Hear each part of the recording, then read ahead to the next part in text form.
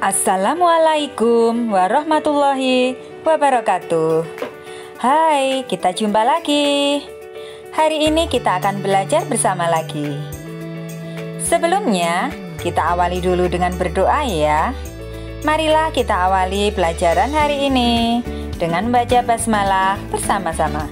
Bismillahirrahmanirrahim. Semoga hari ini dimudahkan. Hari ini kita akan belajar mengenai komponen dan rangkaian listrik. Apa saja yang akan kita pelajari mengenai komponen dan rangkaian listrik? Yang pertama yaitu proses pengaliran listrik. Bagaimana listrik dialirkan hingga sampai ke rumah kita. Yang pertama, generator pada pembangkit listrik menghasilkan energi listrik dari berbagai sumber tenaga.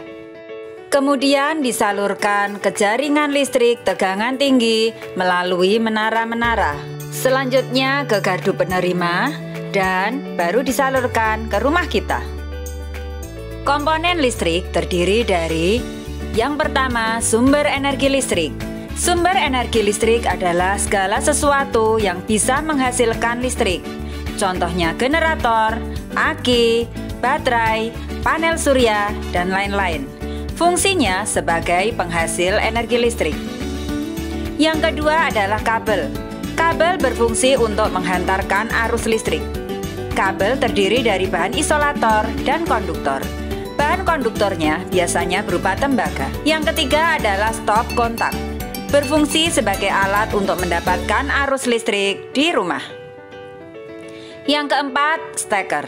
Steker berfungsi untuk menghubungkan alat elektronik ke stop kontak. Yang kelima adalah saklar, berfungsi untuk menyambung dan memutus arus listrik. Selanjutnya adalah sekring, berfungsi untuk memutus arus listrik utama sebagai pengaman jika terjadi korsleting listrik agar tidak terjadi kebakaran. Ini adalah contoh-contoh sekring.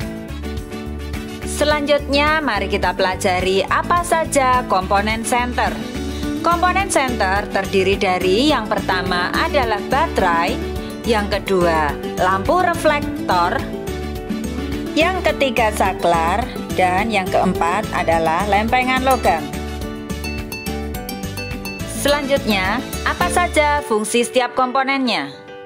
Yang pertama adalah baterai. Baterai berfungsi sebagai sumber arus listrik. Yang kedua, lampu reflektor, berfungsi mengumpulkan cahaya sehingga cahaya lampu senter tampak lebih terang. Yang ketiga, switch atau saklar on-off, berfungsi menghubungkan antara kawat pada terminal baterai dengan kawat dari dasar bolam. Yang keempat adalah lempeng logam, berfungsi sebagai penghantar arus listrik dari baterai ke lampu bolam. Bagaimana posisi lempengan logam untuk membuat lampu menyala? Perhatikan gambar senter di bawah ini.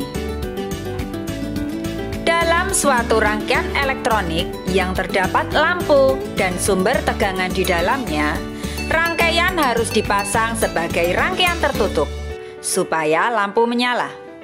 Lampu akan menyala jika ada arus yang cukup yang mengalir ke lampu melalui bahan konduktor. Lempengan logam adalah konduktor. Bila lempengan pada saklar saling bersentuhan, maka dapat mengalirkan arus listrik ke lampu.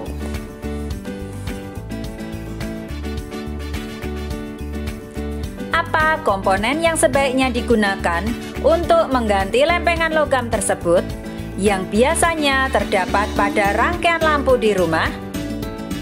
Komponen yang sebaiknya digunakan untuk mengganti lempengan logam yang biasanya terdapat pada rangkaian lampu di rumah adalah tembaga yang menjadi bahan konduktor pada kabel. Proses perjalanan arus listrik pada rangkaian listrik senter. Yang pertama, dari baterai arus mengalir melalui lempengan logam atau kabel menuju saklar atau switch. Selanjutnya, dari saklar atau switch, listrik akan langsung mengalir menuju lampu jika lampu yang digunakan adalah bolam.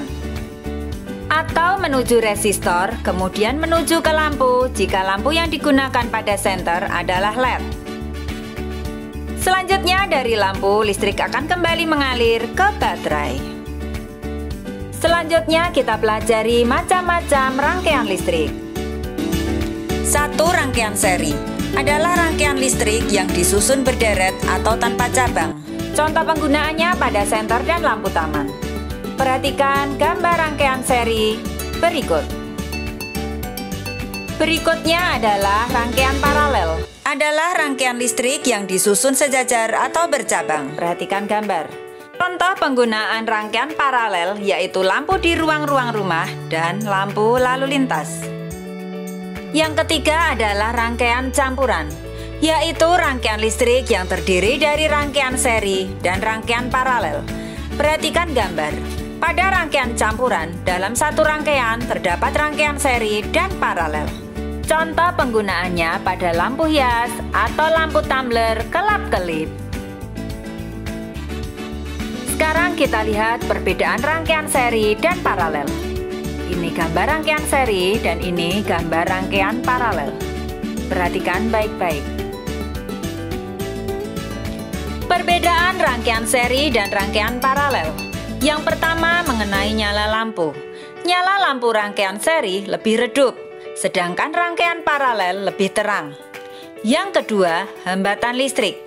Hambatan listrik rangkaian seri lebih besar, sedangkan rangkaian paralel lebih kecil. Yang ketiga, penggunaan baterai. Rangkaian seri lebih boros, sedangkan rangkaian paralel lebih hemat. Yang keempat, keuntungan. Rangkaian seri lebih hemat penggunaan komponen listrik seperti saklar dan kabel. Sedangkan pada rangkaian paralel, jika satu lampu padam, lampu lain masih menyala. Kerugian. Kerugian rangkaian seri, jika satu lampu padam, lampu lain ikut padam. Sedangkan kerugian rangkaian paralel, boros penggunaan komponen listrik seperti saklar dan kabel. Sekarang kita pelajari bagaimana menentukan lampu yang menyala dan padam pada rangkaian listrik campuran. Perhatikan gambar. S adalah saklar, sedangkan L adalah lampu. Jika S1 dibuka dan S2 ditutup, maka sekarang coba perhatikan pada gambar.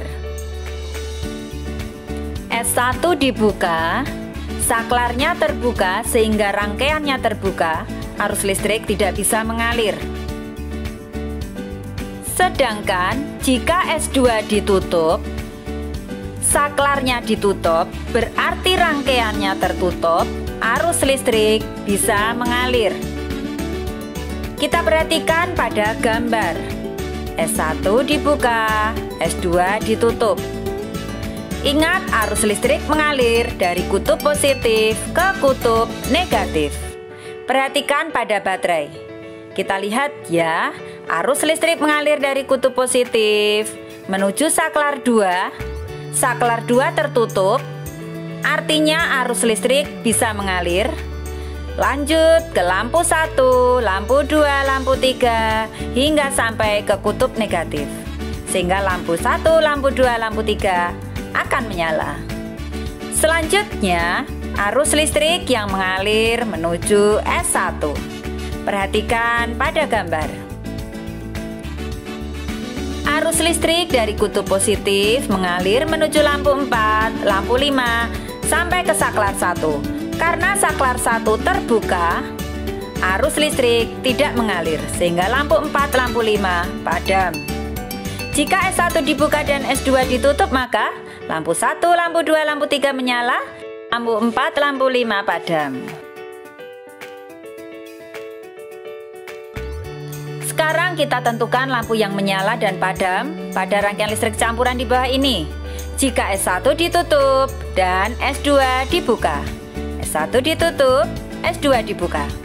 Arus listrik mengalir dari kutub positif menuju ke saklar 2. Karena saklar 2 dibuka, arus listrik tidak mengalir, sehingga lampu 1, lampu 2, lampu 3 padam. Selanjutnya dari kutub positif menuju L4, L5 ke S1. S1 ditutup, arus listrik bisa mengalir, menuju ke kutub negatif, sehingga L4, L5 menyala. Jadi jika S1 ditutup dan S2 dibuka, maka L1, L2, L3 padam, sedangkan L4 dan L5 menyala. Sekarang perhatikan lampu yang menyala dan padam pada rangkaian listrik campuran berikut. Jika S1 ditutup, sedangkan S2 dan S3 dibuka, maka S1 ditutup, S2, S3 dibuka. Kita perhatikan ya. Arus listrik mengalir dari kutub positif menuju S1.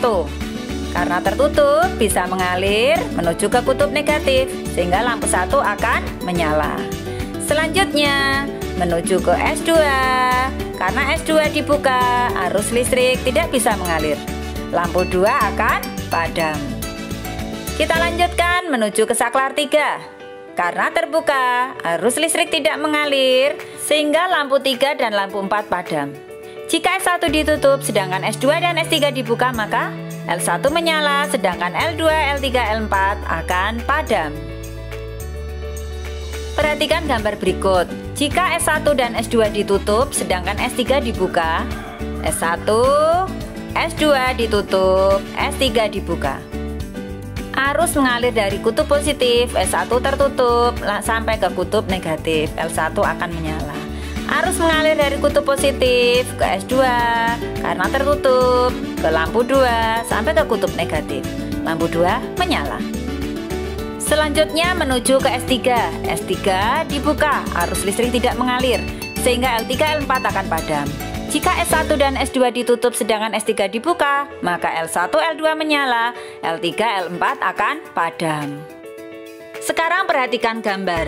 Jika S1 ditutup, S2 dibuka dan S3 ditutup, maka S1 ditutup, S2 dibuka, S3 ditutup. Dari kutub positif menuju S1 ditutup, L1 kutub negatif, S1 menyala, betul. Lanjut, menuju S2, S2 dibuka, arus listrik tidak mengalir, L2 padam. Dari kutub positif ke S3, L3, L4 ke kutub negatif, L3, L4 menyala. Jika S1 ditutup, S2 dibuka dan S3 ditutup, maka L1, L3, L4 menyala, sedangkan L2 padam. Demikian kita sudah belajar mengenai komponen dan rangkaian listrik. Selamat belajar. Kita tutup bersama dengan baca hamdalah. Alhamdulillahirabbil alamin. Jaga kesehatan selalu, semangat selalu. Wassalamualaikum warahmatullahi wabarakatuh.